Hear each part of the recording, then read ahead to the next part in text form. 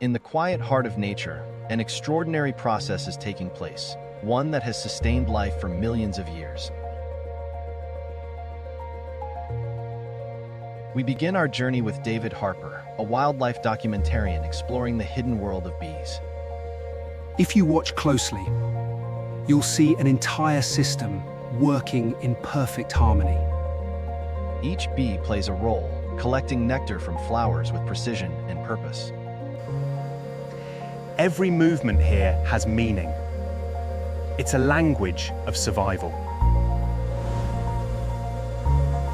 At the hive entrance, communication and coordination keep the colony alive.